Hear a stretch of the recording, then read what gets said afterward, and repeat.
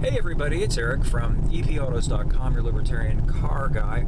Wanted to kind of elaborate on something that I was talking about the other day with regard to car stereos and how neat it is that you can easily update a vehicle from the late 90s, early mid 2000s with a modern stereo that is as good or better than whatever you can find in the new cars, thus enabling you to not have to buy the new car in order to get the really good stereo. And that got me to thinking about something else, which is that vehicles that date back to that era, the late 90s, the early 2000s, they're antiques now. Like my '02 Nissan Frontier is nearly an antique, at least in my state. They qualify once they hit 25 years old. And yet, it really isn't, in the sense that it's a completely modern car in every meaningful way.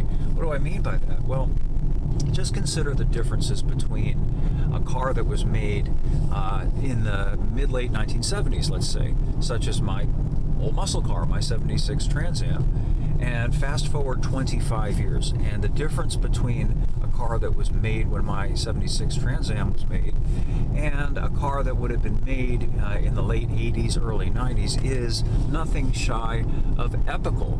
My car, my old Trans Am, has a carburetor. It requires you to set the choke to start it. It takes a few minutes for it to warm up.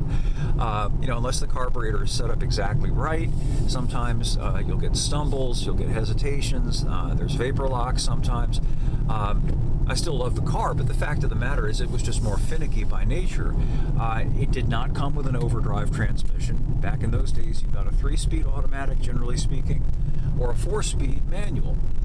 And why is that relevant or important? Well, it's relevant or important because if you don't have overdrive gearing, you generally had to pick one or the other. You either picked a good off-the-line acceleration at the cost of being terrible on the highway because the gearing was such that the engine would be spinning at a high RPM in top gear, which wasn't an overdrive.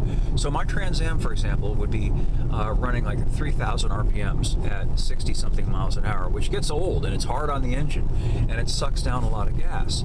Well, by the late 1980s, early 90s, all cars had electronic fuel injection at that point, and they had overdrive transmissions. And that meant they started immediately. You didn't have to set the choke. They were essentially maintenance-free, or as near to maintenance-free as it gets. The injectors would go for 150,000 miles, and so would the spark plugs. Ideal air-fuel ratio, always optimum, not some compromise in the middle. And with the overdrive transmissions, even cars that had powerful V8 engines that accelerated very quickly were very, very easy going on the highway. You get into a muscle car like a Camaro, let's say, or a Mustang, something like that, and you could truck along at 75, 80 miles an hour, and the engine is barely turning a fast idle around 2,000 RPMs. Well, okay, so where have we gone in the 25 years since the late 90s, early and mid 2000s in terms of major great leaps forward? And as far as I can tell, we haven't gotten very far ahead. Now transmissions, typically automatic transmissions now have 8, 9, and 10 speeds, so they have multiple overdrive gearing. And the engines now typically are direct injected rather than port fuel or throttle body injected. But these are things that are meaningless to the owner and the driver, except in the sense that they cost you more up front when you buy the vehicle, and they certainly are going to cost you more if you ever need to repair or replace those particular components. So what's the upside? Not much that I can tell. Gas mileage has kind of plateaued. It's not appreciably better now than it was 25 years ago. And repairability is worse in the sense that it takes a lot more in the way of specialized training and tools to deal with, say, a direct injected turbocharged engine than a simpler engine that just had a throttle body fuel injection system.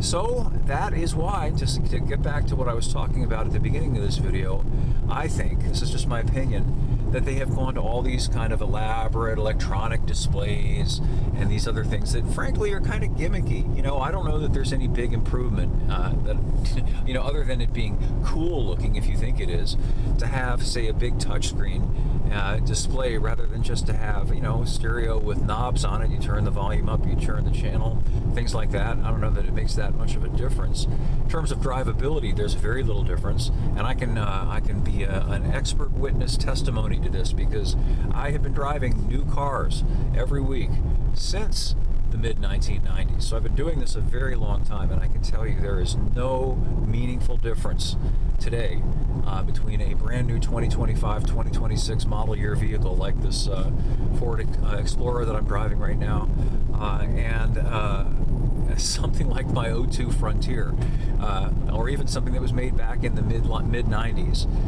They all had all the things that make a car modern, except for all the Big Brother stuff, except for all the gimmicky stuff, and except for them having gotten so much more expensive. So anyway, I just wanted to offer up those thoughts for what they're worth. There's more over at epautos.com. Hope you'll swing by. Hope you'll join the conversation. Unlike Elon Musk, I don't charge anything for free speech or reach. Anybody who wants to is free to post whatever they'd like within reason. Please don't just call people names and be emotionally incontinent. But you don't have to agree with me. And if you don't, and you say so on the comments section, I'm not gonna pull your card and not let you comment. So anyway, that's all I've got for now. More over at EP Autos, and thanks as always for listening.